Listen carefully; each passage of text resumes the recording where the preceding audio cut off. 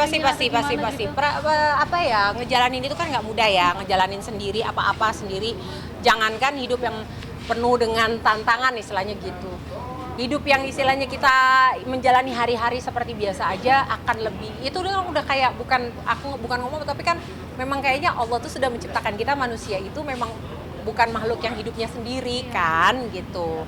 Memang harus ada partnernya, pasangannya gitu, dan memang ya biar bagaimanapun aku akui lebih mudah pasti menjalaninya. Tapi bukan itu yang jadi aku nggak bilang aku nggak mau berumah tangga lagi, enggak, tapi memang saat ini belum ketemu aja. Dan kalau ditanya mau apa nggak mau pasti gitu. Tapi ya memang saat ini ya lihat Mbak, selama 2 tahun aku nggak bisa kerja. Baru ini aku akhirnya bisa kembali bekerja lagi. Aisyah juga alhamdulillah sudah boleh sekolah. Jadi kayak sekarang ini aku sedang berusaha untuk menata semuanya kembali.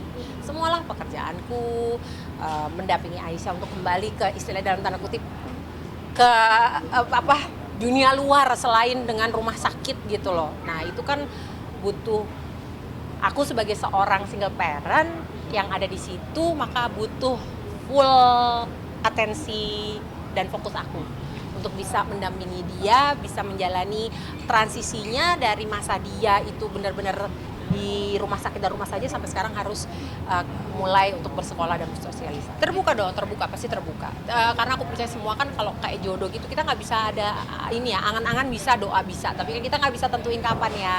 Aku yakin kalau sudah dipertemukan sama Allah pasti dipertemukannya di waktu yang tepat. Nah itu aku udah percaya Mbak. Ada kriteria nggak sih maunya yang kayak gimana? Oh yang pasti orang itu pasti siapapun nanti yang mau jadi pendamping aku itu pasti seseorang yang spesial banget, aku yakin, karena dia itu akan melihat aku bukan hanya aku sendiri ya, udah ada paketnya aku sama Aisyah berdua dengan segala histori kita gitu, dengan segala perjalanan histori kita selama ini, histori kesehatannya Aisyah dan histori apa yang sudah kita lalui untuk bisa menjalani semua gitu dan sampai ke titik ini gitu. Itu kan pasti kan ada mungkin ini ya bisa dibilang PR lebih ya buat siapapun nanti gitu ya. Jadi doa aku sih selalu hanyalah sama lah, doanya selalu kepengen dipertemukan dengan orang yang baik, orang yang bisa membawa kebahagiaan dan membahagiakan aku dan Aisyah, tapi di saat yang sama juga bisa mendapatkan kebahagiaan dari aku dan Aisyah. Dan ini baru-baru aja dia menyadari bahwa aku tuh sudah bercerai, itu pun baru-baru aja gitu. Jadi setelah aku lihat dia cukup umur, barulah aku berusaha untuk mengkomunikasikan segalanya dengan lebih terbuka. Kalau dulu kan aku banyak menutupi sama dia gitu, karena dia kondisinya masih treatment gitu. Tapi sekarang aku mulai bicara sama dia bahwa aku dan papanya itu sudah tidak lagi suami istri, tapi kami masih adalah papa dan ibunya sampai kapanpun gitu, tidak mengurangi rasa cinta kami. Aku juga menjelaskan kepada Aisyah beginilah kondisi papanya sekarang, bahwa papanya itu sedang bagaimana, apa yang terjadi, semua itu sekarang sudah lebih terbuka aku ceritakan kepada dia, dia sudah lebih dewasa.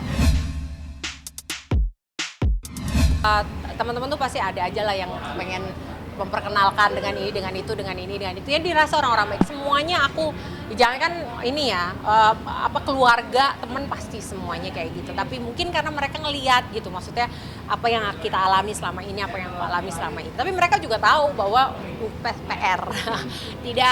Mungkin tidak semua laki-laki itu ya bisa menerima dengan legowo dan ikhlas dan betul-betul siap untuk menerima bahwa kami ini keadaannya seperti ini gitu. Tapi aku percaya bahwa Allah itu kalau mau kasih apapun ada jalannya gitu, dan ada orangnya kalau memang sudah mau dikasih ya dikasih. Jadi berserah aja sama Allah. Gitu. Figur seorang ayah didapati oleh Aisyah dari papahnya gitu. Jadi kalaupun nanti suatu saat aku bertemu dengan seorang laki-laki, of course tentunya akan menjadi suatu hal yang luar biasa kalau misalnya dia juga bisa menjadi seorang figur figur laki-laki yang juga dihormati gitu, disayangi oleh Aisyah, seorang figur yang juga bisa menjadi contoh yang baik untuk Aisyah, panutan yang baik untuk Aisyah. Tapi tetap seorang figur bapak tentunya aku sih melihatnya selama ini. Dan aku pernah bilang waktu itu pada saat baru di awal-awal dulu, aku sempat bilang bahwa jangan khawatir, aku bilang sama keluarga papanya juga bahwa walaupun keadaannya memang secara fisik mereka tidak bisa berdekatan saat ini gitu, tapi aku akan make sure dan memastikan bahwa Aisyah tuh tetap akan mencintai papanya, menghormati papanya, dan tidak kehilangan hormatnya sama papanya, tetap terus akan mengidolakan papanya sebagaimana seperti biasanya seharusnya.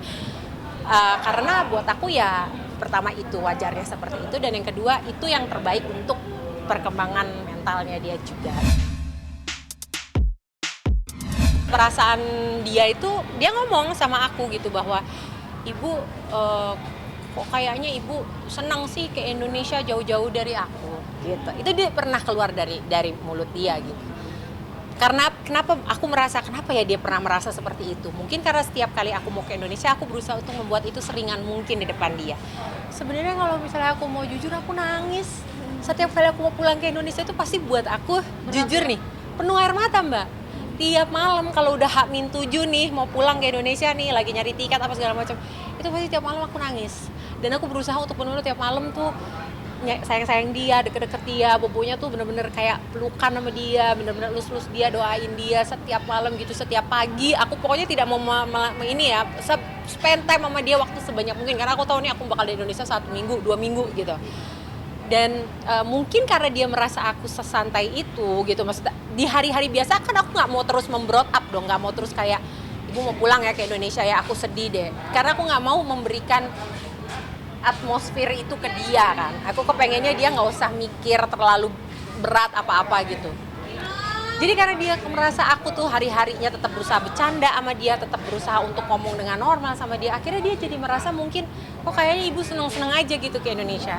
Akhirnya kemarin ini Pak yang aku pulang sekarang, aku ngomong sama dia, kamu percaya ya, aku bilang, tidak ada tempat di dunia ini yang aku kepengen, yang paling menyenangkan buatku daripada di samping kamu, aku bilang. Kalau aku boleh memilih, aku bilang, aku kepengennya aku tetap bisa ada di sini, di sebelah kamu 24 jam, tapi aku juga bisa tetap memprovide dalam arti kata ya aku tetap bisa dapat nafkah, aku bisa tetap melakukan tugasku sebagai seorang orang tua, tetap bisa cari nafkah, tetap bisa bekerja gitu. Tapi kan nggak begitu gitu ininya tidak seperti itu berjalannya, aku bilang gitu. Sampai dia ngomongnya, ibu ini dong, cari dong di sini pekerjaan aja di sini. Jadi ibu nggak usah pulang-pulang di Indonesia. Ya dia belum aware, dia belum mengerti bahwa tidak seperti itu berjalannya, tidak seperti itu sistemnya. Jadi sekarang ini kita masih berfokus sama hal ini dulu, satu-satu dulu nih gitu, karena kan stepnya juga baru maju lagi gitu. Kita nggak mau gegabah dulu, biar sekarang menjalani dulu yang kita udah familiar dulu, sambil pelan-pelan kita lihat nanti gimana. Harus bawa oleh-oleh yang banyak, dan dia selalu punya list, dia selalu siapin list ya.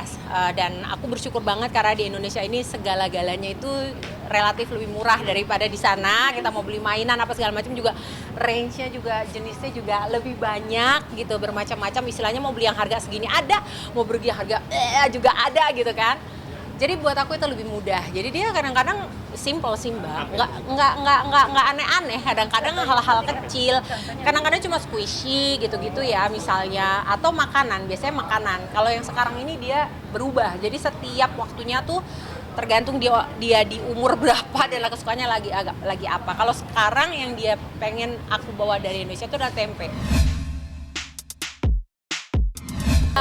Saat ini kan Aisyah sudah sekolah ya di sana gitu. Jadi dia pun lagi baru mengawali proses di mana dia mulai sesuatu hal yang baru, yang sangat amat baru buat dia.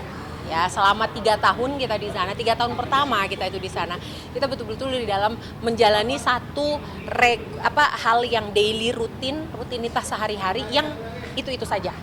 Gitu, dia tidak bisa bersosialisasi, nggak bisa bersekolah, dia hanya pergi ke rumah sakit. Jadi hidup kita waktu itu hanya rumah sakit, sekali-sekali ke supermarket itu, tapi that's it, nggak ke mall, nggak kemana. Dan sekarang tiba-tiba dia bisa bersosialisasi, bisa berteman, bersekolah, bisa main di luar, di udara luar ya, Masya Allah, tabarakallah, alhamdulillah. Itu ada suatu hal yang kita syukuri banget. Tapi kan ini juga proses gitu, proses belajar buat dia dan buat aku, dan bukan hanya proses belajar secara secara fisik ya, secara fisik di mana dia menyesuaikan lagi. Dari dulunya dia tidak terpapar dengan apa-apa, tiba-tiba sekarang dia berinteraksi dengan alam luar, bisa bermain dengan anak-anak lain, mungkin lepas masker di area publik gitu kan. Kalau dulu kan nggak bisa gitu. Jadi bukan hanya secara fisik tapi secara mental dia juga tiba-tiba sekarang ini harus belajar untuk berinteraksi dengan anak lain, berinteraksi dengan sekolah, beradaptasi dengan yang namanya sistem bersekolah. Dan itu juga belajar proses buat aku gitu. Aku untuk mengetahui bahwa belajar bahwa menerima kenyataan bahwa oke, ini sekarang anak gue nggak bisa gue kekepin terus nih gitu. Sekarang ini anak gue sudah harus keluar, harus belajar. Itu juga nggak mudah buat aku.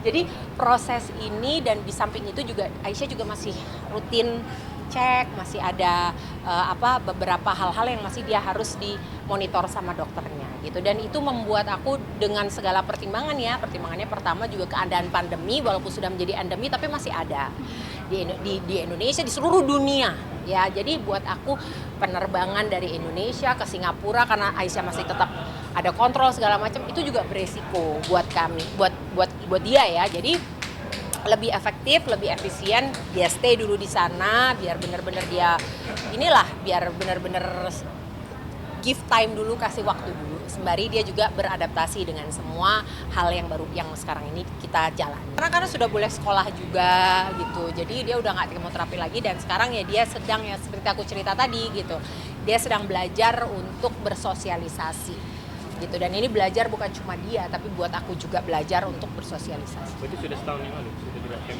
atau berapa? Udah setahun yang lalu. Dari mulai Agustus lalu dia udah boleh sekolah lagi.